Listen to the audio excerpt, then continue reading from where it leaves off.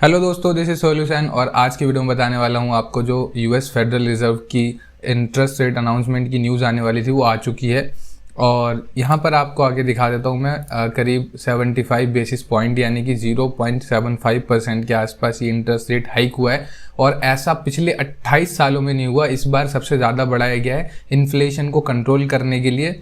और ये interest rate क्यों बढ़ाए जाते हैं, इन्फ्लेशन को कैसे कंट्रोल करते हैं, ये मैं इसी वीडियो में आपको बता दूंगा। बस एक मिनट मुझे दो, उससे पहले कुछ इंपॉर्टेंट बात आपको बता देता हूँ। ये तो अनाउंसमेंट हो ही गई थी, उसके बाद उन्होंने एक स्टेटमेंट में ये भी बोला है कि फेडरल रिजर्व ने बोला है कि जो इंटरेस्ट रेट हैं अभी ये ज़्यादा और ज़्यादा भी बढ़ सकते हैं और वो मतलब बढ़े हुए ही रहेंगे और आने वाले टाइम पे कम ना हो शायद। यहाँ पर देख सकते हैं उन्होंने रेट जो बताया है 1.5 to 1.75 की रेंज में इन्होंने बताया है। इस तरीके से ये रहने वाला है। और 1994 में लास्ट इतने इंटरेस्ट रेट बढ़े थे, इस बार सबसे ज़्यादा बढ़े हैं। मार्केट पे थोड़ा सा इम्पैक्ट इसका हुआ है, इम्पैक्ट हल्का मतलब थोड़ा बहुत हमको गेन देखने को मिला है, थोड़ा बहुत प्राइस में ऊपर हमको देखेंगे अभी 21,000 के आसपास आ चुका है बिटकॉइन और इथेरियम 11,000 के आसपास आ चुका है। तो ये थोड़ा बहुत जो हमको रिएक्शन देखने को मिलता है न्यूज़ के बाद सिर्फ वही है और कुछ खास नहीं है। अभी हमें वेट करना है इस वीक का कि इस वीक तक मार्केट किस मतलब वीकली जो क्लोजिंग रहती है वो 20,000 से नीचे होती है या 20,000 के ऊपर होती है। थोड़ा सा चार्ट पे ले जाके आपको मैं दिखा देता हूँ। यहाँ पे आप देखेंगे तो थोड़ा बहुत आपको गिरता हुआ मतलब बढ़ता हुआ दिखेगा। अभी जो वीकली कैंडल क्लोज होगी अभी वो बहुत इंपॉर्टेंट रोल प्ले करेगी कि मतलब किस वहाँ पर क्लोजिंग कितनी रहने वाली है, 20,000 से नीचे रहेगी कि 20,000 के ऊपर रहेगी, सपोर्ट को ब्रेक करेगी कि नहीं। क्योंकि लास्ट जो हमने देखा था ये नीचे 20,000 का लेवल टेस्ट हो चुका है, इसके बाद अभी नीचे क्लोजिंग कहाँ होने वाली है वो थोड़ा सा इंपॉर्टेंट रहेगा।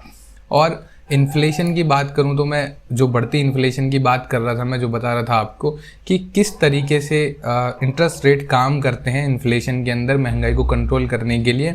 तो आपको एक एग्जांपल के थ्रू समझाता हूँ। इंटरेस्ट रेट बढ़ाने से महंगाई कैसे कम होती है, इन्फ्लेशन कैसे कम हो जाती है। ऐसा इसलिए होता है कि जब बैंक्स जो होते हैं, बैंक्स जब मनी बोरो करेंगे यानी वो बैंक्स के लिए रेट बढ़ा देते हैं इंटरेस्ट के, तो बैंक के पास पैसा कम आएगा और आपको भी वो पैसा जो है ज़्यादा इंटरेस्ट में मिलेगा। तो आपको जब इंटरेस्ट ज़्यादा मिलेगा तो आप पैसे कम लोगे बैंक से और खर्चा कम करोगे। यानी कि अब मान लो जैसे फॉर एग्जांपल अगर अभी बैंक अनाउंस कर दे कि भाई 2% पे इंटरेस्ट आपको साल के 2% पे आपको पर्सनल लोन मिल रहा है, तो हर कोई लेने चला जाएगा क्योंकि 2% कुछ भी नहीं होता, कोई खर्च करके दोबारा भर देगा। और अगर अभी 10 से 12% पे मिल रहा है तो जितने ज़्यादा इंटरेस्ट पे आपको लोन मिलेगा बैंक से उतना आप अवॉइड करेंगे कि ना लें, और जितने कम इंटरेस्ट पे बैंक से लोन मिलेगा उतना आप ले लेंगे। और लोन लेने के बाद आदमी करता क्या है, फॉर एग्जांपल जैसे आपने होम लोन ले लिया, कार लोन ले लिया वगैरह वगैरह, तो आप वो पैसे लेके खर्चा कर दोगे मार्केट में। अब बहुत कम लोग ऐसे होंगे जो पैसा लेके बिजनेस में लगाएंगे। ज़्यादातर लोग जो रिटेलर्स होते हैं जो बैंक से लोन लेते हैं, हमारे जैसे लोग, हम क्या करेंगे, गाड़ी के लिए लोन लेंगे, घर के लिए लोन लेंगे और अपनी और ज़रूरतों के लिए लोन ले लेंगे। तो जब इंटरेस्ट रेट ज़्यादा मिलेगा तो हम अवॉइड करेंगे। और मार्केट में ऐसा डिमांड और सप्लाई को देख के भी करा जाता है। फॉर एग्जांपल जब लोन सस्ते रेट पे मिलेगा, आप सबके पास पैसा होगा और जो एक चीज़ जो मार्केट में बिक रही है उसके खरीदार बहुत ज़्यादा बढ़ जाएंगे। तो जब खरीदार बढ़ जाएंगे तो उसी चीज़ को महंगी मतलब वो चीज़ महंगी आपको मिलेगी।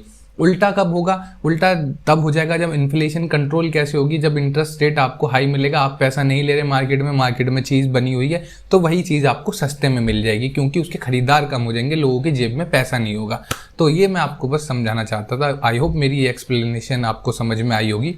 तो इस वजह से इंटरेस्ट रेट सरकार बढ़ाती है, बट इसमें कुछ बहुत सारी कमियां भी होती हैं। इसके अलावा बहुत सारे और मेथड्स होते हैं जो फिर कभी और हम बात कर लेंगे जिससे इन्फ्लेशन को कंट्रोल किया जाता है। ये this is one of the methods. और अब बात कर लेते हैं इथेरियम के बारे में। इथेरियम की चिंता मुझे थोड़ी सी ज़्यादा है। अब यहाँ पर देखेंगे जो लास्ट हमने 1100 के आसपास का लेवल और जो लास्ट 1700 के आसपास का लेवल, वो सारे लेवल ब्रेक हो चुके हैं और ये लास्ट आया था 1025 तक। उसके बाद अभी जैसे ही न्यूज़ आई है थोड़ा बहुत पंप होता हुआ हमको दिखा है, बट स्टिल हमको वेट करना है, इस वीक तक वेट करना है। अगर ये 1000 वाला लेवल भी क्रॉस होता है, यहाँ पर आप लोगों ने अगर एंट्री ले लोगी तो बहुत अच्छी बात है। अगर इस वाले लेवल पे दोबारा आता है तो एक छोटी मोटी एंट्री बनती है।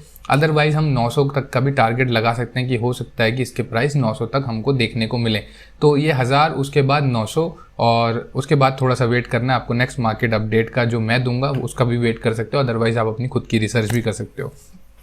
तो that is all from my side. यही मैं आपको बताना चाहता था। मेरा मेन पर्पस था इंटरेस्ट रेट क्यों बढ़ाए जाते हैं वगैरह वगैरह, वो सब आपको बता दूं। आई होप आपको समझ आ गया होगा।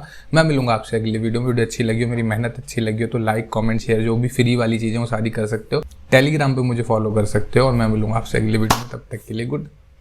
बाय। वाग्मी।